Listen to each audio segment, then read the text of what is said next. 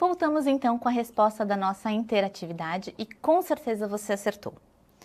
Nós temos então, a complicação da fratura causada por ausência de consolidação é chamada de pseudoartrose, alternativa B, a correta. Nessa imagem eu apresento para vocês uma radiografia da mão, dos ossos do carpo, onde em uma das incidências eu observo a permanência ainda do traço de fratura e na outra incidência parece a consolidação. Então, alguns ossos, eles sofrem com este processo, né, de alteração do processo de consolidação nessa parte do reparo, causando então essa falsa impressão de que houve a consolidação. O osso escafoide é o osso que mais sofre com esse processo e é muito característico desse tipo de trauma quando a gente cai e coloca a mão para proteger o nosso rosto e acaba causando, né, o trauma e a fratura do osso escafoide. Então esse é o principal, é o osso que mais sofre esse processo.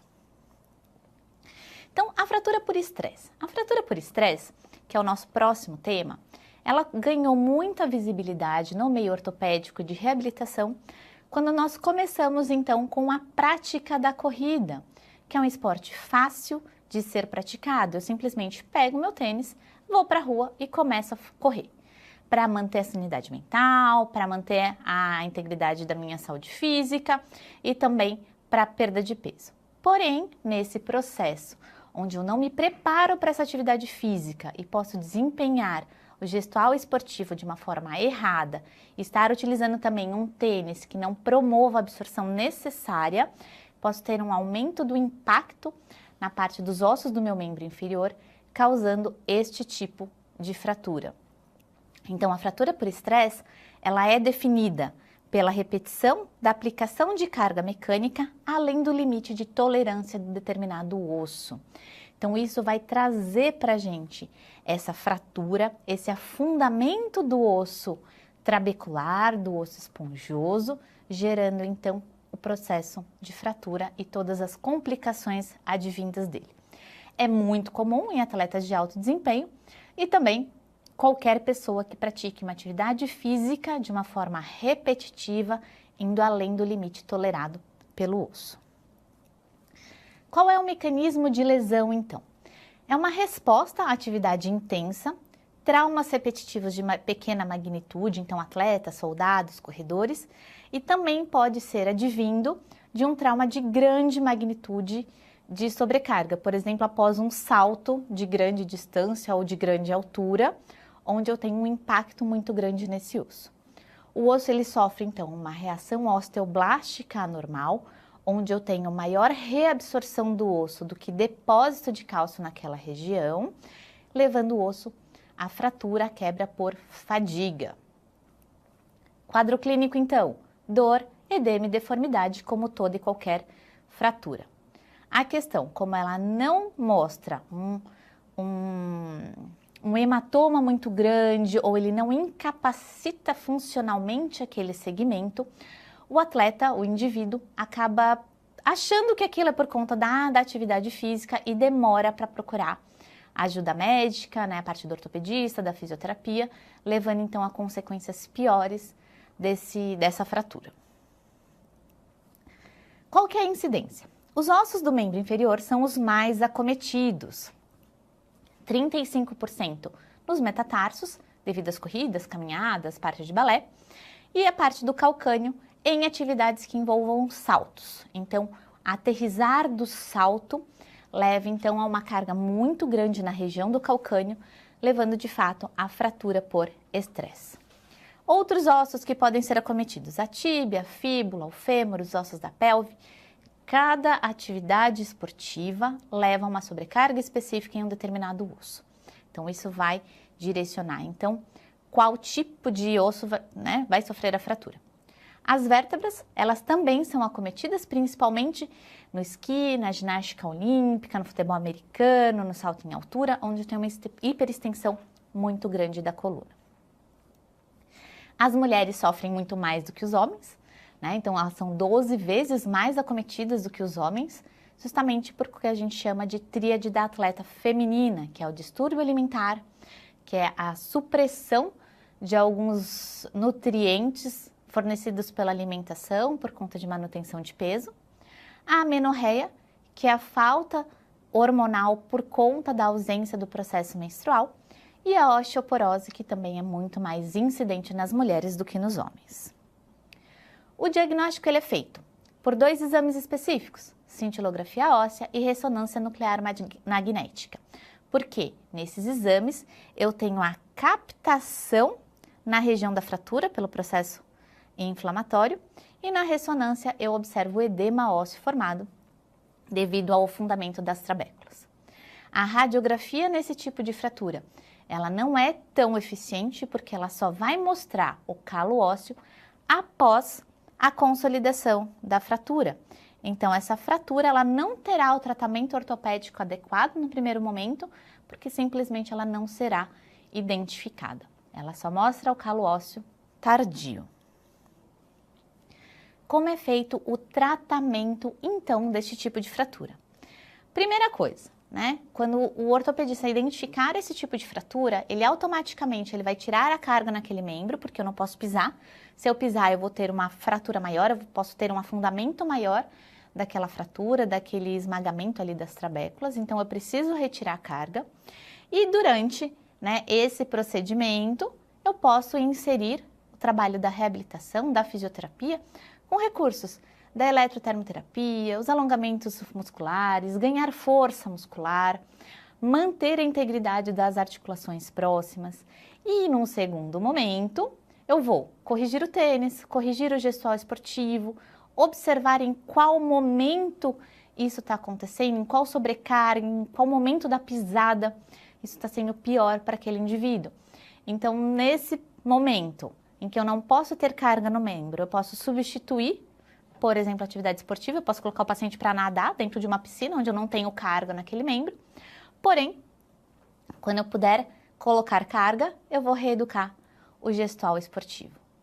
As fraturas por estresse, elas também têm um alto índice de pseudoartrose e caso isso aconteça, o paciente precisa ser submetido a um procedimento cirúrgico de fixação desse segmento, né? Até mesmo para você manter o contorno do osso, manter toda aquela anatomia óssea, e isso vai permitir um retorno um pouco mais rápido do treinamento e a atividade esportiva também.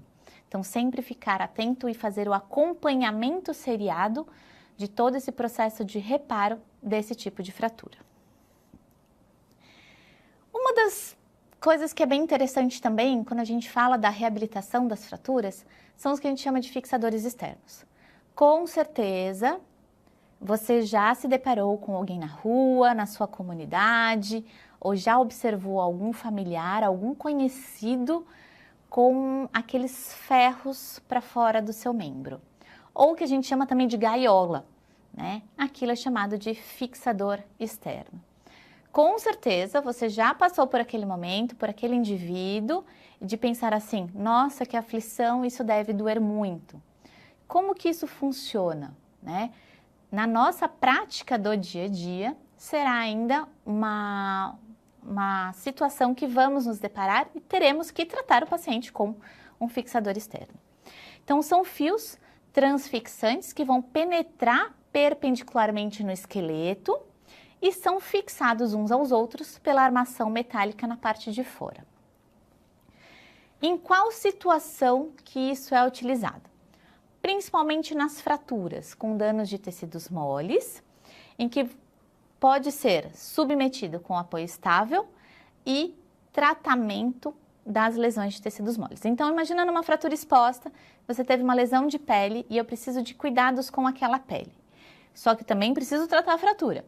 Então, o que vai acontecer? O fixador externo, ele é utilizado para permitir a estabilidade do osso e o cuidado com as lesões abertas. Então, essa é a principal indicação desse tipo de fixador. Ele também pode ser utilizado por alongamento ósseo, quando tem casos em que um membro é menor do que o outro, ou até mesmo para tratar grandes falhas ósseas como as pseudoartroses, em que eu preciso colocar também um enxerto ósseo vascularizado para que eu tenha uma consolidação mais efetiva daquele segmento. Ele pode ser do tipo linear, que é esse da imagem, ou pode ser do tipo circular, que é nesse formato de gaiola, que é também chamado de Ilizarov. O Ilizarov, então, ele tem esse formato de gaiola, né? Ele tem esse formato circular, em que ele permite uma estabilização melhor. Por quê? Porque a armadura dele, a parte de fixação, se dá em todos os lados de forma tridimensional e não somente no linear, que é de um lado só. Ela vai permitir, então, a compressão, a distração, o transporte do osso, o remodelamento e o alongamento do osso. Então, tem várias funções que vai ser direcionado pelo ortopedista qual o melhor fixador e em melhor momento que ele será utilizado. Então, além de corrigir as fraturas, ele também trata deformidades ósseas, trata infecções como a osteomielite e até mesmo substitui o emprego de uma prótese ou de um enxerto em tipos de ressecções tumorais. Então, o uso é muito amplo e muito efetivo, que está em nosso meio esse fixador desde 1951. O objetivo sempre é promover, então, e manter as funções de sustentação e locomoção do membro, promovendo, então, essa mobilização do paciente, a contenção das fraturas e os alongamentos dos ossos longos. Então, também é utilizado dessa forma. A possibilização sempre precoce na extremidade atingida promove, então, a solicitação fisiológica, estimula a formação do osso, que é a osteogênese, e a aplicação do efeito piezoelétrico. Então, muitas vezes, enquanto o paciente está com o fixador externo, ele pode pisar, ele pode deambular. Então, nós temos tanto a estabilidade pelo fixador, quanto a aplicação do efeito piezoelétrico. As principais indicações, então, são as lesões, as fraturas, sempre relacionados com os traumas grandes e que tem muita perda de substância de pele e de osso. Vantagens, então, desse método, né? Osteogênese imediata e rápida, então ele estimula a produção do osso em qualquer idade de forma mais rápida do que uma placa e um parafuso. O osso formado, ele tem boa qualidade. O trauma é pequeno, porque a gente só vai ter a inserção dos fios transfixantes, então não tenho que fazer uma grande cicatriz naquele paciente para a colocação do fixador. O circular, ele dá maior estabilidade, permite carga imediata de até 250 quilos e permite movimento precoce. Nem tudo tem só pontos bons, temos pontos ruins também. Forma e peso, aceitação psicológica do paciente, problemas de dor e infecção em volta dos pinos e a dificuldade de contração muscular, porque os fios eles vão transpassar o tecido muscular, dificultando a contração dos mesmos. Por isso que a fisioterapia vai ajudar bastante durante esse período em que o paciente estiver com o fixador. Se nós tivermos a possibilidade de conversar com o paciente antes do procedimento cirúrgico, no caso de uma colocação do fixador por conta de alongamento do osso, nós vamos explicar para o paciente, nós vamos orientar o aparelho que vai ser colocado, qual que vai ser a liberdade funcional, qual que é a importância de pisar com o fixador e a importância dos movimentos e os cuidados de asepsia. Nem sempre isso é possível, porque quando a gente fala de trauma, ele sofreu trauma e aí ele vai colocar o fixador e só vai ter contato com o fisioterapeuta depois desse procedimento.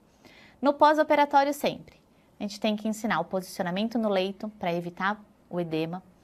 Vamos tentar manter a amplitude de movimento que existia antes, comparando com o lado contralateral. Temos que manter a força muscular no grau 3, no mínimo, que é vencendo a força da gravidade, e permitir a descarga de peso. Conforme vão passando os tempos de pós-operatório, eu vou começar marcha com dispositivo auxiliar e vou evoluindo com o tratamento de ganho de alongamento, fortalecimento e evitar deformidades durante todo o período em que o paciente estiver com o fixador. Vamos então agora para a nossa interatividade. Leia as alternativas abaixo e marque aquela que não apresenta as vantagens do método Ilizarov de fixador externo. Alternativa A, forma circular, com grande volume de componentes na montagem. Alternativa B, aplicação possível com lesões da pele de partes moles. Alternativa C, ausência de gesto traumatizante ao nível do foco de fratura ou da corticotomia. Alternativa D, respeito à vascularização óssea e aos elementos vasculonervosos. Alternativa E, colocação em carga imediata e manutenção das funções articulares. Voltamos já com a nossa resposta.